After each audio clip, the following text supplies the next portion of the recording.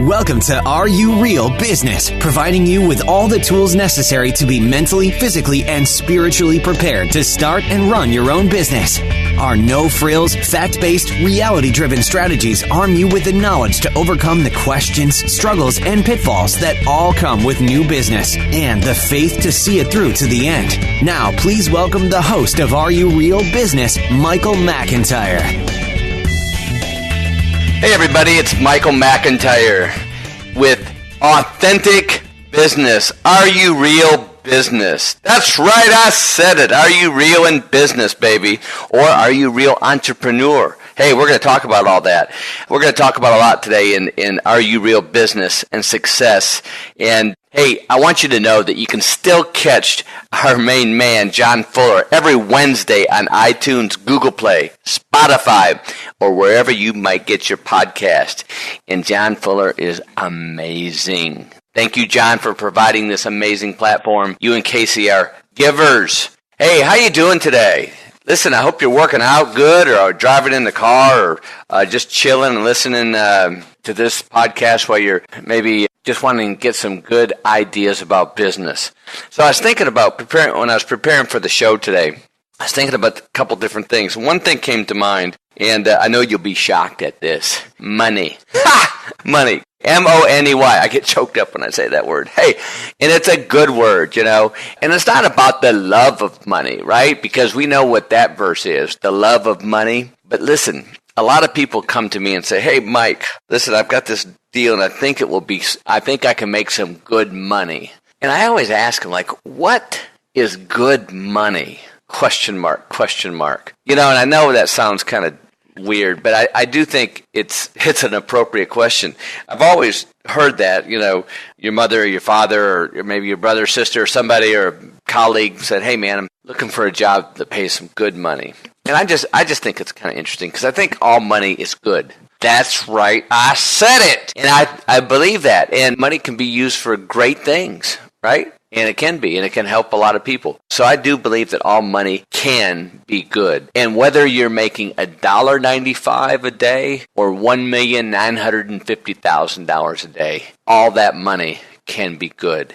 So from my perspective, I'm going to just go from this show's perspective, we're going to say all money is good. And because money can do a lot of things. It really can. It can make a lot of things happen. It can bless people tremendously.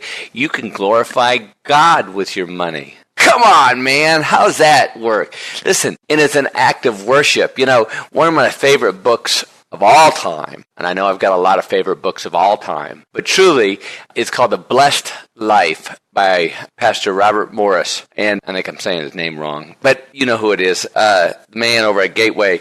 But The Blessed Life. And look, Stacy and I, you know, I'm a 10-year-old Christian, and Stacy's been a Christian all her life. And, you know, when I would go to church, we would tithe and not tithe. No, I wouldn't tithe. I take that back.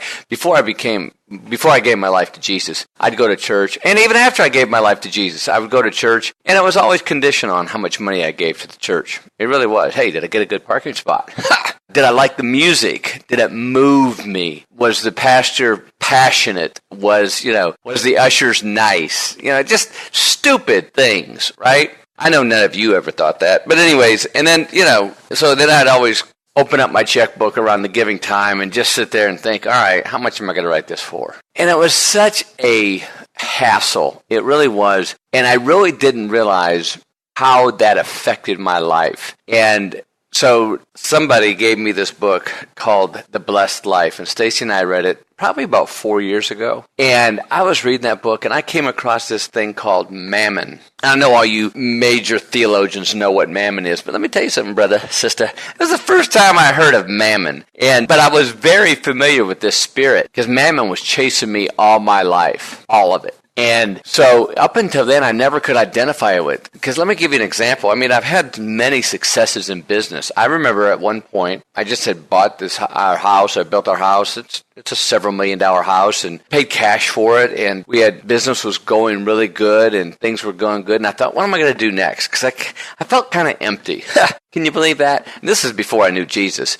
But so I went out and I bought an airplane. And not just any airplane. I'm talking about a $6 million airplane. And that was a lot of fun. It was for about, 6 months till I had to have maintenance done on it. But then again, mammon set in because the goalpost was moved again. And I was never fulfilled. I was never happy. I was never content in that situation. But then when I came to Jesus and gave my life to Jesus Christ, my Lord and Savior, I drank from that well that you never are again thirsty. Come on, somebody. And that's when it all changed. But I didn't know what mammon was until I read it in this book called Blessed Life. And once I figured out what mammon was, because mammon moves the goalpost always. You might be down in the red zone for a little bit, but then mammon moves that goalpost another 50 yards. And even as Christians, I think we get caught up in that. Even as, devout, born again, Holy Spirit filled, swirl around the place and, worship for 3 hours and jump in the fire tunnel. Christians still battle with the spirit of mammon. And so anyways, I don't know how I got off on this long tangent, but I'm going to stay in it. And so, but mammon is one of those things that really, it just eats at your soul. And it's the comparison spirit, I think, that happens a lot. I was talking to somebody this week and talking about the cell phone. I remember in 2006 when this iPhone came out. That was 11 years ago, 12 years ago. I mean, it's revolutionized our industry, our lives, our business. And there's good in that iPhone and there is evil in that iPhone. There's a lot of mammon in there, baby. And it's always trying to keep up, you've heard it, with the Joneses or do the next thing or I've got to get to the next cross point or the next tranche in my income. Because if my business doesn't get this far and if I don't have this much sales or if I don't have this much revenue, I'm not going to be fulfilled and I'm going to be happy. Let me tell you something. That's a lie from the pit of hell. That's right. I said it. So getting back to the original convo, is money good? Yes, it is good. But for the love and the idolization and the lust for money is evil. All right. I know you guys all know that. I just wanted to share a little bit about that. Hey, if you haven't, and so, getting back to tithing and stuff, so I started reading this book and about first fruits. And oh my gosh, man, God is so good. He gave us first fruits. He gave us his first child, his first son, his only son, Jesus. He gave that to us because he loves us so much. How many of us would give our firstborn to anybody? Right. So from that point forward, after Stacy and I finished the book, The Blessed Life, we started giving 10% off the top. That's right, I said it. Before taxes, before all that. Gross, baby, gross. And man, did it change our life. Did we get more rich? No. But I had more freedom. Much more freedom. So come Sunday, because I get money in every day. And so it is 10%, baby. And it's so nice to where Sunday I come in, I don't care how offended I get. I don't care if I don't have a parking spot. Of course, I'm the CEO, so I can kind of get a parking spot. But at any rate, I do, no matter how offended I get, I don't have to think about any of that, man. I'm jammed up and jelly type. Me and Jesus are walking in delight. So anyways, that's my sales pitch on The Blessed Life. If you haven't read it, read it. And then give it away to 5 people because it's amazing. Hey, and if you're a church leader out there, if you have any stroke in that church, man, I'd really strongly encourage your pastor to read it and preach on The Blessed Life. We did. Increased our giving like 20%. And, it talks about, tithing, offerings, and extravagant giving. Sacrificial giving. Man, that's when it's good. And hey, listen, you entrepreneurs out there, I want you to get rich. Rich, so you can be extravagant. And hey, guess what? You can even go sacrificial. That's right. And that's when it's really good. That's when you really are in your faith and you're walking. That's when you step out of the boat, baby, and you're not worried about how deep the water is. Because you're walking in faith.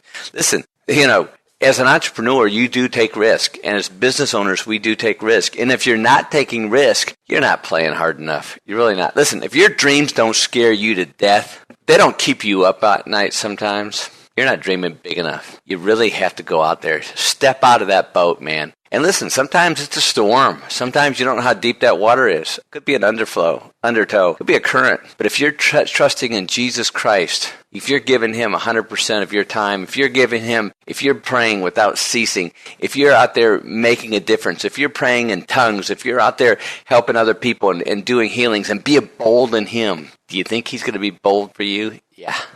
And so tithing, giving of your money, giving of your time, man, just do it. 10% off the top, baby. Easy. It really is. And you guess what?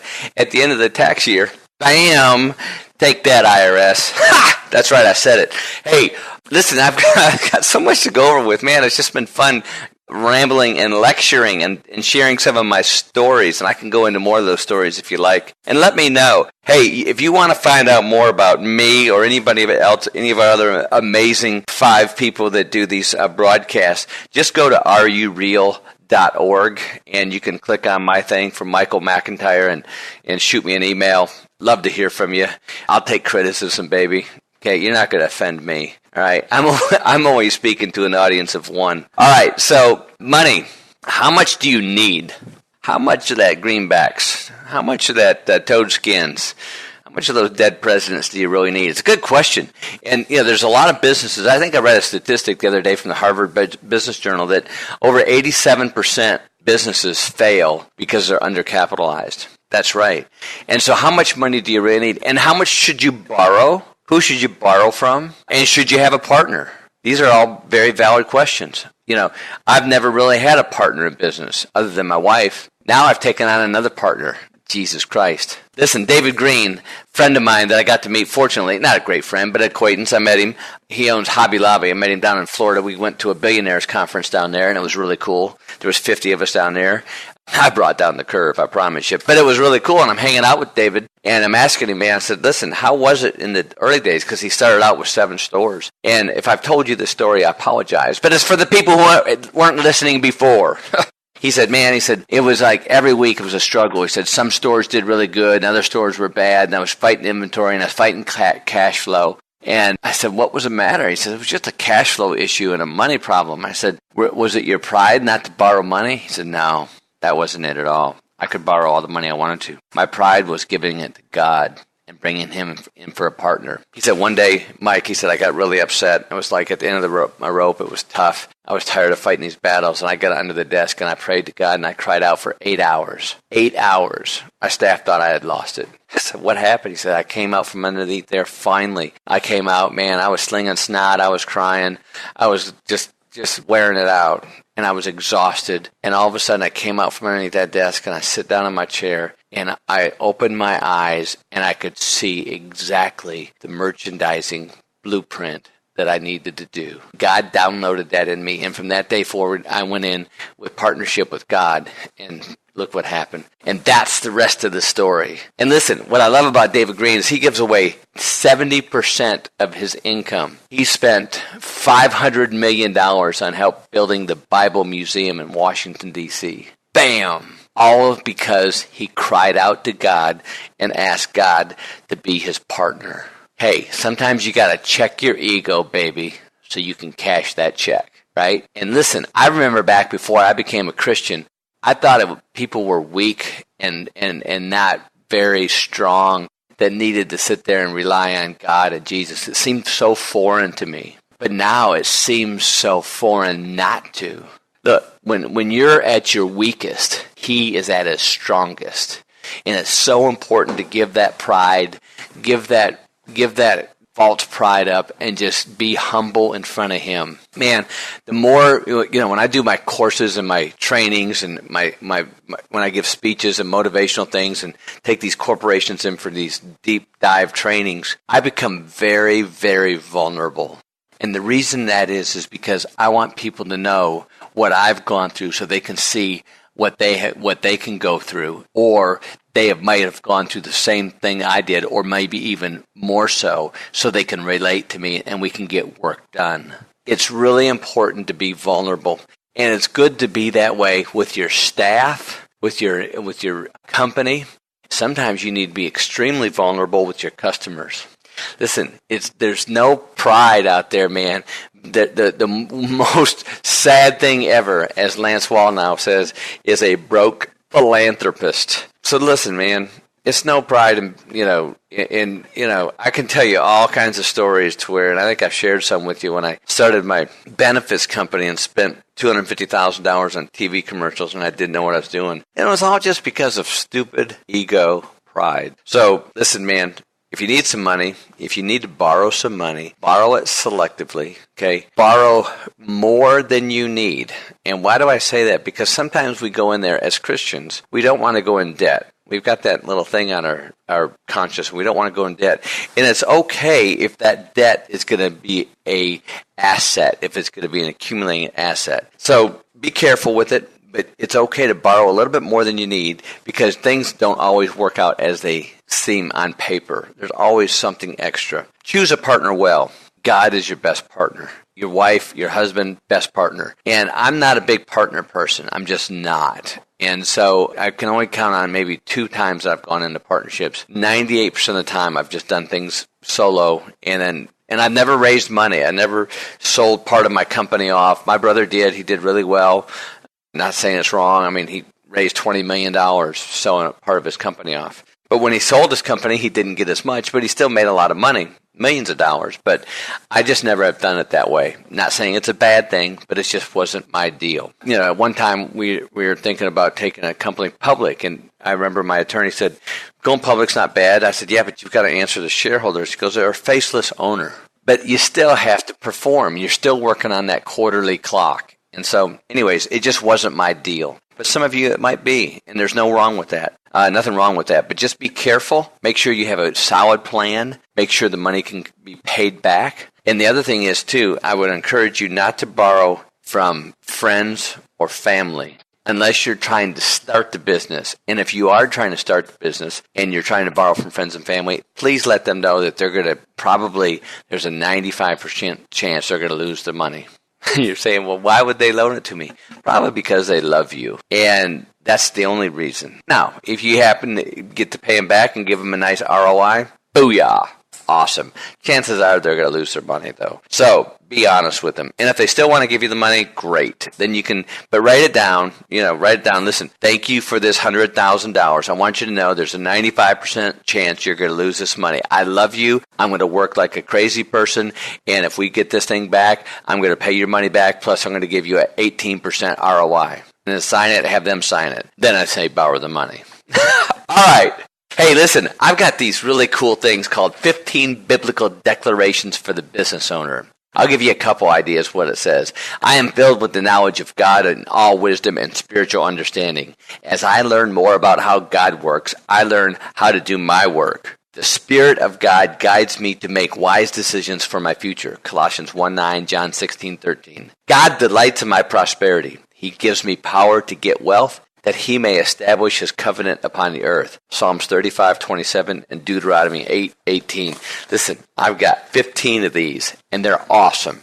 If you want these, email me. Go check me out at rureal.org. Email me, text me, Facebook me, whatever you want to do, and I'll send them to you. But they're 15 biblical declarations for the business owner. They are amazing, and they're really good, and you can learn these too, and they can be used as your affirmations too. So listen, I know I went off on a few tangents today, but you know what? I kind of liked it. It was kind of fun. I hope you enjoyed it. If you didn't, I apologize. Maybe next time you'll enjoy something else. But I do know this. A smart person learns from their own mistakes, but a genius learns from other mistakes. Learn from my mistakes, okay? It'll help you out in the long run. It really will. So I want you to know that we appreciate you listening to rureal.org. Catch everybody else's episodes also. Remember, John Fuller's is on every Wednesday on iTunes, Google Play, Spotify, or wherever you get the podcast. Listen, always remember, okay, keep focused on the prize. Everybody deserves your very best presentation. Good luck and great selling. That's all for this episode of Are You Real Business. For more resources as well as specialized e-courses, next-level training programs, videos, and exclusive content, visit us at rureal.org. We appreciate you joining us and look forward to having you back for the next episode of Are You Real Business. Take care.